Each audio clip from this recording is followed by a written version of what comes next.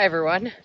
Think I'm a little warm? We are not going to look at my face too long in this video because, like many of you, we are under a heat dome and I am frantically running around the garden trying to get a bunch of stuff done. So let's look at things other than me while we talk, and we're going to do this video a little different today. All right, so I'm just watering all this geranium macrorrhizum, and there's some impatiens in there. Everything over here is just like melting. And I have the sprinkler on somewhere else right now. So anyway, hand watering. So here's the thing.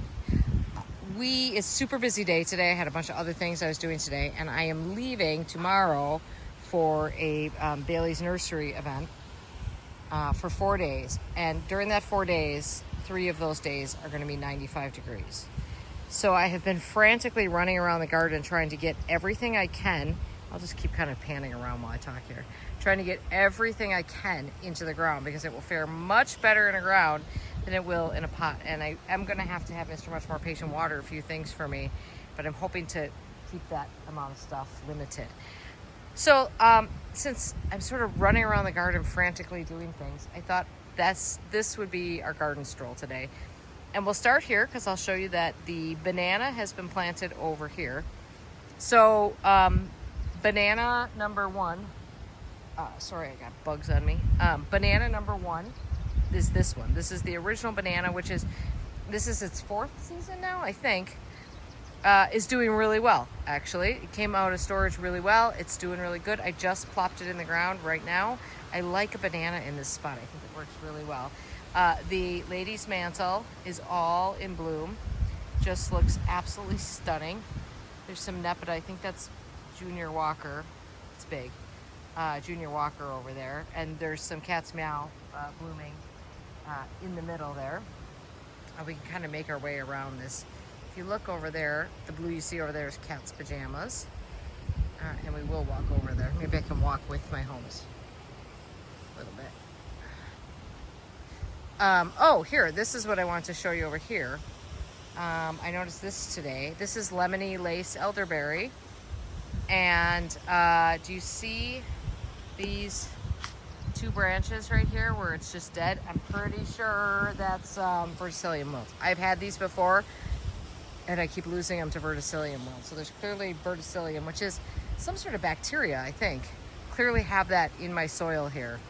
And that one did okay for a little bit, but I'm pretty sure usually what happens with verticillium wilt is that just one day, like just a branch at a time, starts wilting, and then all of a sudden it's dead. And at first you want to put a bunch of water on it, and then it turns out that's not the problem. So I don't need to tell many of you what the weather is like right now because you're experiencing the same thing, but right now it's about 5:15 Saturday evening.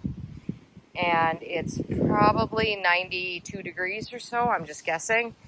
And the wind is blowing, I don't know, probably, well, we were sailing today, so I know what it was blowing out there, which was approximately 35 miles an hour. So it's, this is tough for plants, especially when this is like the first warm, hot weather that we've had. So made a little new container over here. I just made it the other day. Everything looks really sad in it, but it's another one of those fairy trail green cascade hydrangeas.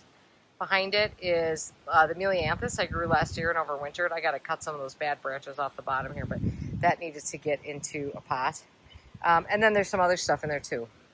Sorry, I have an itch. Okay, this is, look at this pretty spirea here. This is blue kazoo. Really pretty.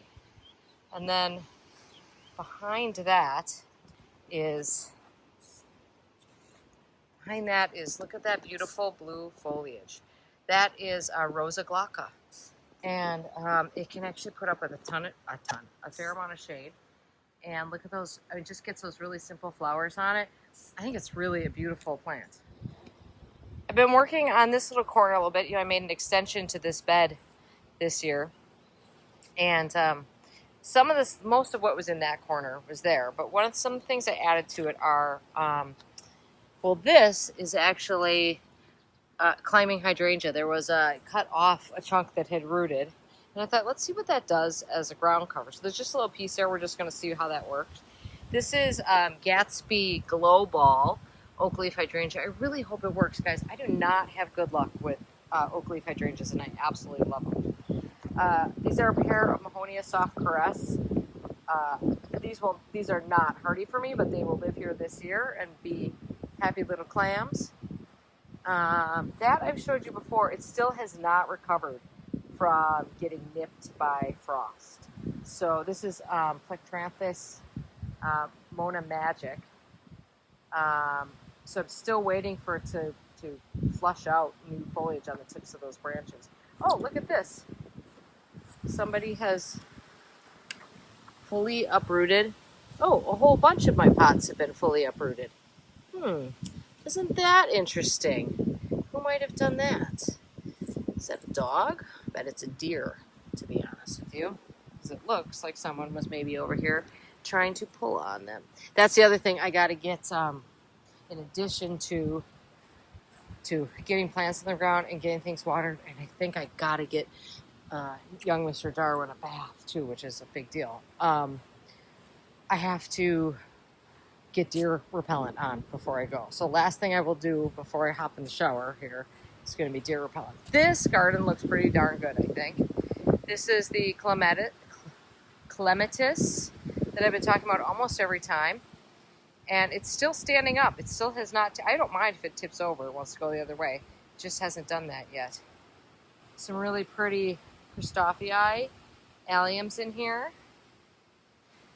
This is Phlomis coming up right here. I just planted the dahlias in here. I'm almost done planting dahlias. Amsonia, I thought I lost it, but I didn't. It's string theory. It's all in flower, looking really good. And I put, if you guys, I don't know if I showed you this last week or not, but if you remember the Navajo Princess Mangavi I grew in the front last year, well, here they are over here this year. I had at least one person, but maybe 2 or 3, request an update on the flowerful hydrangeas I planted last year. And sorry about the gloves. Here they are. They look great. They look absolutely fabulous. They are starting to get some buds on them. The foliage is beautiful and dark. I think they look really, really good. There's also ladies' mantle that I planted between them, which I like. That's looking good. One of my jobs for this weekend was to get this mulch. That is not going to happen. There's no way. I've definitely run out of time on this stuff. The Astrantia, which is, what is the common name for Astrantia? Forget, but it's blooming and it looks beautiful. This is probably sparkling red, I think.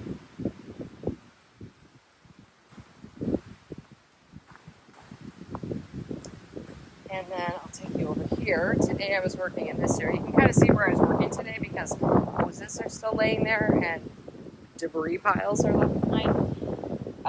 I planted the hanging baskets today. So let me just show you what's in there. What a day to be a hanging basket plant, huh? So I did kind of a green and white and purple and yellow thing in here this year. Gosh, I probably have to water these again, although I watered them like a lot when I first planted them. Everything has basically the same plants in it. Gosh, the wind. Which is Brewellia and not Brewellia. Is it? Yeah, maybe it is. I gotta tell you, I don't love standing in this part of the trees with it's ghost fern. Oh my gosh, look at these poor begonias. They're just getting blown to pieces. Oh, let's just take a quick look at Roy's garden. You know, last year people were like, you never pointed out Roy's garden last year. I don't remember that I didn't do that, but here it is. I do have to fill in a few gaps. I've got some plants sort of staged in here. But this is crystal blue salvia on its first flowering. It reflowers so well. This is like Nepeta. It's not Nepeta subsessilis, but it's in that same family. We've got some iris here, and iris, a lot of iris down there. You can see in the middle there that this bit that's like glowing right there, that's all coreopsis, so that will start blooming soon. Let's come around this way too. It's hard with the light here. It's all geranium. It's not macarizum, I think it's cantabresia or whatever. This is all Paul Peterson Millennia, this grass right here, looking really, really good this year. I think these grasses take longer to establish than we think they do. Let's just walk over here, look at these irises. I gotta get in here and de-thistle too. Look at those irises, aren't they beautiful? Really nice. Oh, look at all the thistle in there. But anyways, there's a lot of coreopsis coming through. There's also echinacea and stuff in here, which will, you know, start doing its thing. But I'm really happy with how this garden's looking this year. I think it looks really good. Let's go back this way.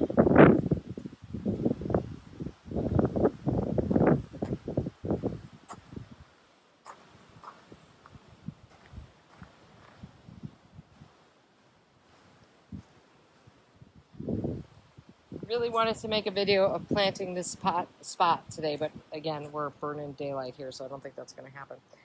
I did plant up this little area. This is all a few dahlias, coreopsis, and didicus. Got a lot of didicus around, which I've never grown before, but I think it looks really cool. So I hope that works. The begonias and the coleus over here have finally recovered from the cold snap, which is nice. And over here, in addition to the poppies that I did not plant there, we've got some pelargonium and some cherry caramel phlox planted through here. I still haven't taken these frames out from when it was cold. I keep meaning to move them over to the vegetable garden. I think I told you that I replanted these with baby... No. What is... Oh my gosh, you guys, I'm tired and hot and I can't remember anything. Tiny tough stuff. And so we got a few blooms, which are earlier than they would be here normally because I bought them. This is what I've been doing a lot of today, soaking plants in buckets, because it's just like impossible to keep anything moist. So I'm trying to like really get stuff really wet. I'm working on, if you saw Saturday's video, that would have gone up today for me, to yesterday for you guys when you watch this. I planted this like hedge of Russian cypress, and I also planted grass in there. So I'm trying to get a little ring of grass going there. Great time to be trying to establish grass, right? When it's 95 and windy.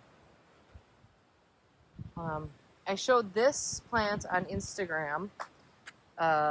This was a sample plant last year. This is Bejeweled Rose Rhinestones. And I am totally smitten with that plant. I have not seen it anywhere, though, which I find a little weird. I hope it's out there, because I would love more of that. And I think it actually looks really good right here next to this Artemisia silver lining. There is bronze fennel that pops up in here, and some feverfew. And we've got, over here, we've got some more Christophii alliums coming up. Look at that one right there. That's a good one. And then these adorable, tight little, perfect, whimsical balls are Ambassador allium, which is just a really good one. Baptisia vanilla cream. Lilac looking parched. Here's all the, look at all these iris blooming right here. They're very happy here on the little side of the creek. So they are just gorgeous there right now. More of those Ambassador alliums.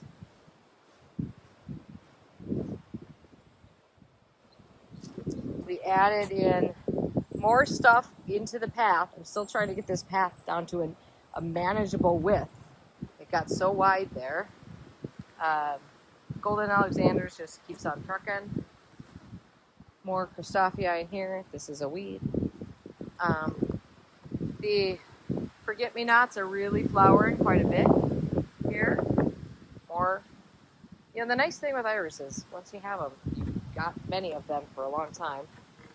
You can see from this way the backside of all that ligularia, that bright purple backside of all that purple ligularia, which is blooming or blowing around in the breeze. I still have not, this tree, this silly big apple dogwood that is dead, has not leafed out, still has green wood. Tried to dig it out. I'll tell you what, it was not easy. So he doesn't want to give up the ghost, but he has given up the ghost. So